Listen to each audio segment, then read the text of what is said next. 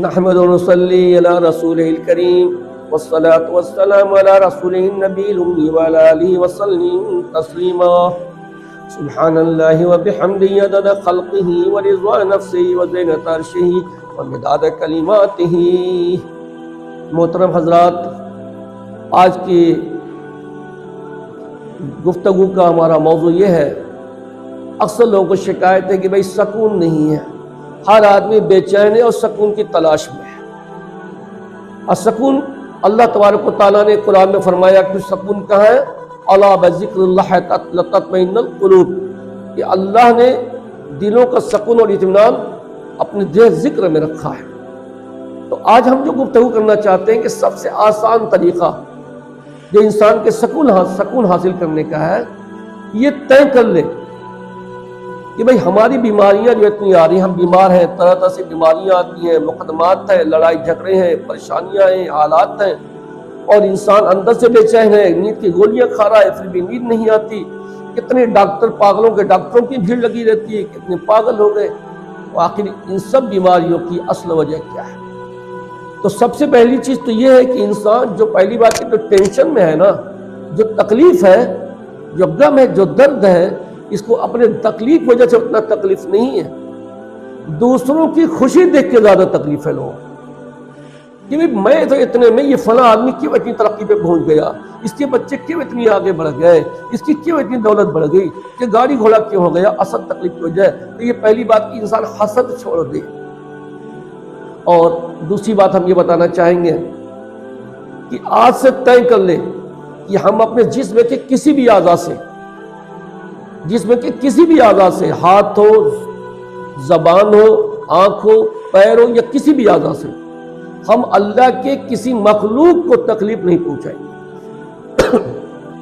جب اللہ کے ایک چینٹی کو بھی تکلیف نہیں پہنچائیں گے بلا وجہ، کتے کو نہیں تکلیف پہنچائیں گے۔ ہمارے بزرگوں کو ہم نے دیکھا، حضرت مولانا مسعود اللہ خان صاحب جلال آبادی رحمۃ اللہ علیہ اپنے مریدوں کے ساتھ گھر پہ جا رہے تھے، تو جس گلی سے جاتے تھے سامنے اسی میں گلی میں بس دوسرا تیسرا مکان تھا، تو دیکھے کہ وہاں پہ کوئی مرغی تھی، نالی میں پانی پی رہی تھی۔ تو وہ جو ہے مریدوں کو لے کے بغل والی گلی میں چلے گئے اور گھوم کے پھر پیچھے سے اپنے مکان گیا۔ تو لوگوں نے پوچھا، حضرت بالکل سامنے آپ کا مکان تھا، آپ اتنا گھوم کے گلی بغل دوسرے گلی کی طرف سے کیوں آئے؟ حضرت نے فرمایا کہ بھئی دیکھو، اللہ کی مخلوق مرغی جو ہوتی ہے نالی میں پانی پی رہی تھی، اور اگر ہم لوگ جاتے تو اس کو خلل پڑ جاتا، ہو سکتا ہے وہ پیاس ادھوری چھوڑ کے ہٹ جاتی۔ تو میں نے یہ گوارا نہ کیا کہ ایک ادنا سی مخلوق اللہ کی جو ہے وہ جب پانی پینے میں اس کو خلل پڑ جائے۔ تو یہ اللہ والے ایک ادنا اصلی مخلوق کا بھی اتنا دھیان دیتے ہیں۔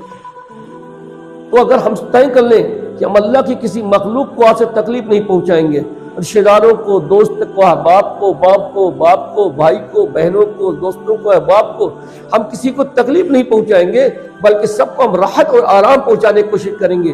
ہمارے اوپر ظلم کیا، ہم معاف کر دیں گے، کیوں؟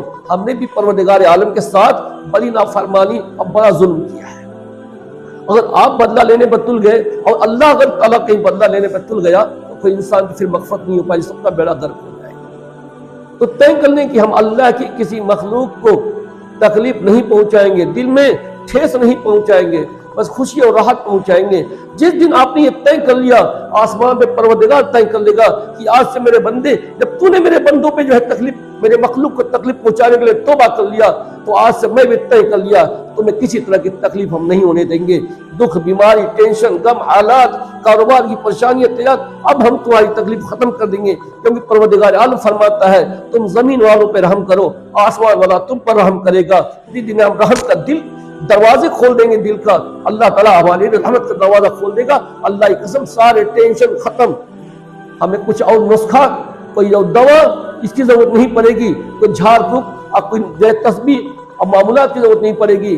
بس سب سے بڑا عمل یہ ہے کہ ہم اپنے جسم کے کسی اعضاء سے اللہ کے کسی بھی مخلوق کو بلا وجہ تکلیف نہ پہنچائیں گے، اور جس کا حکم اللہ نے دیا، اب جانور بھائی ہمارے لیے بنایا ہے، بھائی بقرعید کے موقع پر یا اور سے موقع پر بھائی ذبح کرنا ہمارے کھانے کے لیے بنایا ہے، بھائی ہم اس وقت کھائیں، لیکن بلا وجہ تکلیف نہیں پہنچائیں گے۔ اللہ ہم سب کو اس پر عمل کرنے کے توفیق نصیب فرمائے۔ جس دن یہ طے کر لیں گے نا، اللہ تبارک و تعالیٰ اسی دن فیصلہ کر لے گا ہمارے لیے، تمام ٹینشن ختم، دوا کھانے کی ضرورت ختم، سمجھے، اور پھر چھاڑ پھونک والوں کی جانے کی ضرورت ختم ہو جائے گی۔ کاش کہ اللہ ہمیں سمجھا دی اس بات۔